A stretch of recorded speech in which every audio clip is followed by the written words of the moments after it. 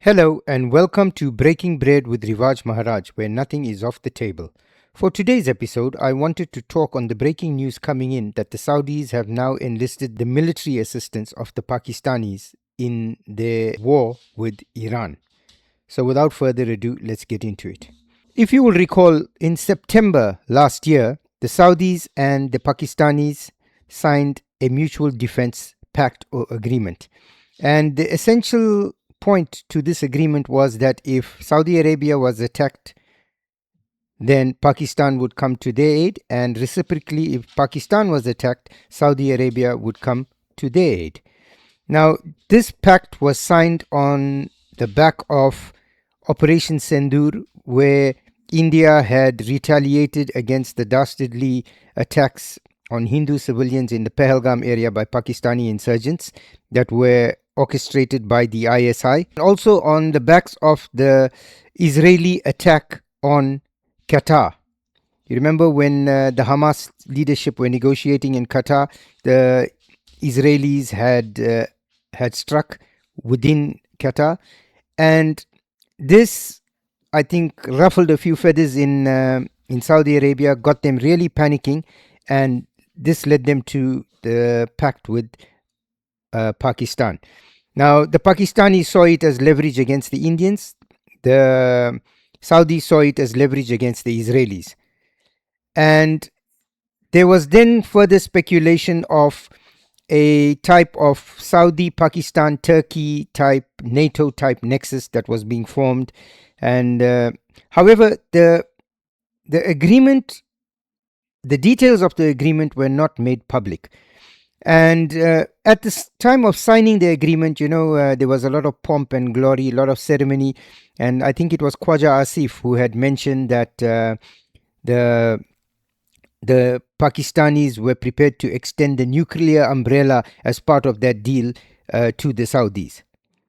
However, a few days later, he had walked back those comments saying that the nuclear deal or the nuclear umbrella was not part of the deal. Needless to say, nobody knows for sure because the details were not made public. You then found that the Pakistanis had been instigating the Afghanis, and when the Afghanis retaliated by attacking Pakistan, when the BLA were mounting attacks on Pakistan, the Saudis called for restraint rather than honoring what everybody thought was part of the agreement, that if Pakistan was attacked, the Saudis would be front and center. And it eventually, it became the butt of a lot of jokes. You now find that with Iran striking Saudi oil facilities and American bases in Saudi Arabia, that the Saudis have now called up their favors in terms of that treaty from the Pakistanis. So the Pakistanis have now begun deploying military equipment and assets to the region, as well as flying sorties over the Saudi airspace, trying to help secure and fortify that region. But at the same time, you have the Pakistanis who are on the world stage condemning what the Israelis and the Americans have done and going out and saying that they stand firmly with the Iranian regime. So this is tantamount to a duplicitous game, because whilst they posturing military assistance and solidarity with Saudi Arabia and honoring the agreement that they signed, the defense pact, they simultaneously posturing towards Iran, saying that they stand with the Iranian regime, and the assassination of the Ayatollah Khamenei was unlawful, and it's inflamed tensions in Pakistan. If you see one of my previous videos that I've put up, I'll put the video up here, where you find that some of the Shia within Pakistan attempted to overrun the American embassy, and they were met with gunfire from the American Marines as well as the Pakistani police, who showed up a little later to join the gun battle. And there were something like 9 or 12 casualties, fatalities. So once again, Pakistan is straddling the fence, And it's going to be interesting to see how they negotiate this, because at the same time, while they're now having to honor this agreement, they are being stretched thin. They are currently involved in a military conflagration, a war of sorts with Afghanistan. Afghanistan yesterday, I'll put up a video that I've done to have a look. Afghanistan yesterday claimed that they hit the Nur Khan airbase in Pakistan. Then you've got the Pakistanis being hammered daily by the BLA, and they're also concerned about monitoring their borders with India. So they are being stretched woefully thin, and it's just a matter of time to see how this is going to end, because it must be an enormous it must take an enormous toll on the Pakistani establishment and the military, knowing that they are straddling these lines and being stretched so thin. But this is a CNN News 18 exclusive, flashing the details on your screens, viewers. We're learning, as per sources, Saudi Arabia has also sought Pakistan's military assistance. So Pakistan pledging full support under the Pak-Saudi Strategic Mutual Defense Agreement. Top sources breaking down all these inputs for us. What this means in terms of the larger conflict that's playing out. I do want to bring in Anand Narasimhan into the conversation. Hi, Anand. Anand, what does this mean? Is it just limited to the defense pact signed between the two, and how they've committed that one act of aggression against the one is going to be treated as one against both? Well, good afternoon to all our viewers. Actually morning, but it's just that we've been working round the clock here. But let's understand, Pakistan is caught in a bind.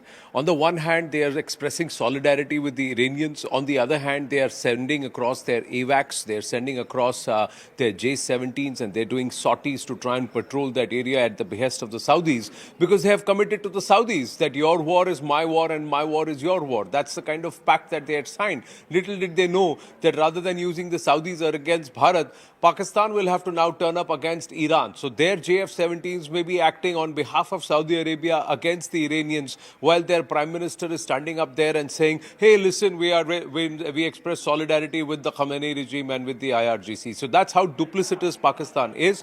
But we have to understand that the Pakistanis are stretched thin. They have a fight going on against the Afghans. The Afghans send loitering munitions to the Nur Khan base and to some of their other bases. They're stretched in Balochistan because they don't know what's happening there. The BLA is running them dry.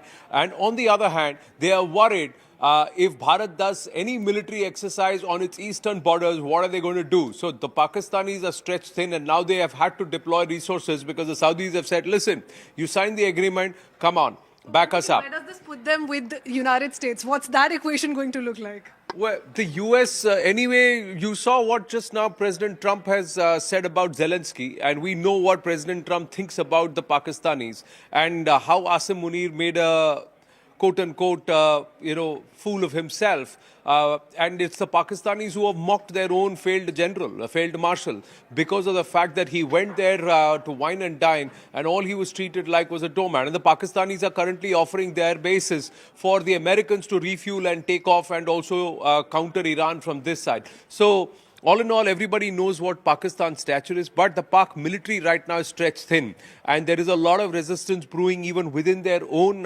regiments, because a lot of them, Kritzween, are either Pashtun or Baloch or, Afghan. And there are also a lot of Shia. And the Shia are looking at this and saying, you are asking us to go and fight against our own spiritual head and perhaps where we have our civilizational roots or descendants from. How are we going to do this? So the Pakistanis are quite caught in a bind, but everybody knows who they are. And they are treated thus, as doormats. And then there are internal challenges that Pakistan continues to face. Terror challenges staring right at Pakistan at the moment. So how are they going to navigate through all those challenges remains to be seen. Thank you for that, Anand. We need to quickly go across to our news desk, where we're pulling out several visuals for you on what's happening in the the war zone. Haim is joining us here in the newsroom. Haim, what do you have for us? You're taking us through some footage that's been shared by IDF. And we're actually going to have to zoom into this one as well, and I'm going to pause in these specific places. Now, this is the footage that's been released by the IDF, Prithvi. If I can quickly take us through the information here as well. This is the footage that they claim has eliminated the personnel of Iranian regime, which were trying to intercept their air defense system. Now, remember, the Iranian regime has the tall task of competing with Israel's Iron Dome. Remember, these are the two personnel. These are the attackers that we're looking at here, and this is on target. So this, Israel says, the IDF has released this footage. It says that it has completely eliminated all the strikes, and they continue to strike Israel. They're intended to harm Israeli aircraft as well. So Iranian regime, they're trying to pierce through the Iron Dome. At the same time, Israel is also applying its Iron Beam. Now that is something that they've also managed to pierce in some places. So if I could just go back in this video, they are eliminating these two targets, they've said, in this particular video that we're looking at, and this was released by the IDF. And well, as is in the case of any conflict, this is turning out to be a narrative war by the day. Thank you so much, Haim, for joining us with all those details. So that's the message being sent out by the Israeli forces. And at the same time, they've got Shia within their population as well, who are within the army, Shia within the military, Shia within, within every facet of their life. And now asking these Shia soldiers and military personnel to take up arms against the Iranian regime, which is seen as their spiritual, the seat of their spiritual leader. I don't think that's going to sit well with a lot of them. And don't forget, there's been rumors coming out that the Pakistanis have also got forces in Gaza, but they don't want to admit it. It's been alleged that some Pakistani soldiers were sent in to some of the tunnels to go and flush out Hamas operatives, and they were attacked by the Hamas operatives. A lot of them died. But again, the Pakistani regime will not release this information because it would cause an open rebellion within the country. It seems like that entire region is now set on fire. I want to thank you for taking the time to spend with us. We look forward to seeing you in the next episode. Please remember to like, share and subscribe, as it helps us with the algorithm and it helps our channel to grow.